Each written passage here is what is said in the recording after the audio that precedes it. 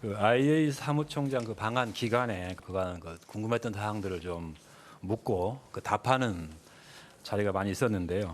정부가 파악한 정보를 좀 덧붙여서 국민들께서 궁금해하시는 내용들을 좀 해소할 수 있도록 오늘 브리핑에서 좀 몇 가지를 다루고자 합니다. 먼저 IAEA는 2차, 3차 시료 분석 결과가 나오지 않은 상황에서 1차 시료 분석 결과만 가지고 종합 보고서를 발표했는데 이게 문제가 없는지에 대한 질문이 여러 있었습니다. IAEA는 오염수가 어떤 상태인지 파악하기 위해 모니터링을 수행해 왔습니다. IAEA는 특정 실험실이 단독으로 분석할 때 발생하는 오류 등을 고려해서 다수 실험실이 참여하고 그 결과를 교차 검증하는 방식을 채택했습니다.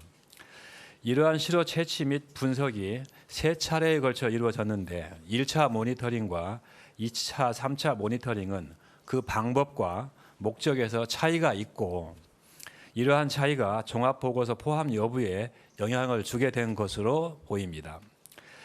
1차 시료는 알프스 정화를 거쳐 오염수의 방사능 농도를 측정하는 K4 탱크에서 채취되었고 2, 3차 시료는 일반 저장 탱크인 G4 계열 탱크에서 채취되었습니다.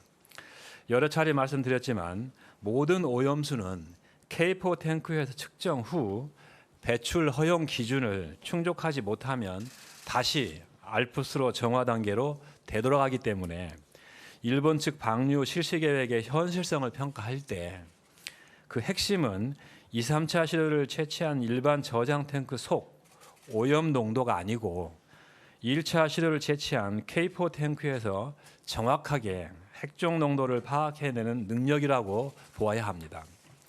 그로시 사무총장이 언론 인터뷰 중 방류 계획을 평가하는 데 필요한 샘플만 분석하면 된다라고 밝힌 것은 이러한 맥락입니다.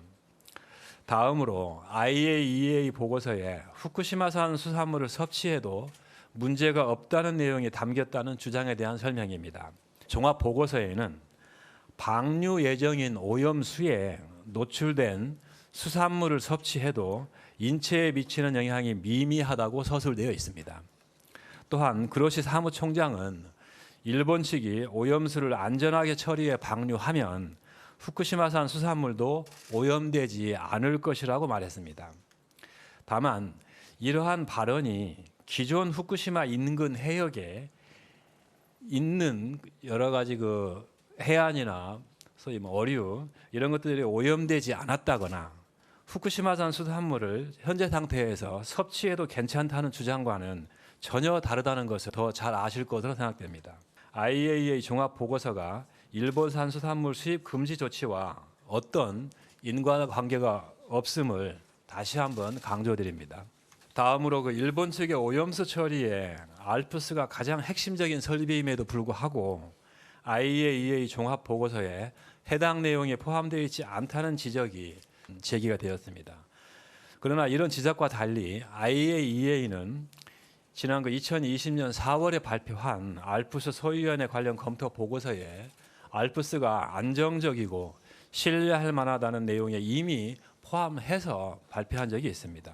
또한 이와 별개로 지난 금요일에 발표한 바와 같이 우리 정부는 독자적인 검증을 통해서 일본이 방류전 농도를 공개하고 밝힌 핵종이 적절하게 선정되었으며 알프스 입출구 농도 분석, 흡착체 성능, 장기간 운영 가능성 등을 종합 검토한 결과 19년 중반 이후 알프스의 성능은 안정적이라는 점도 확인을 했고 지난주에 설명을 드린 바가 있습니다.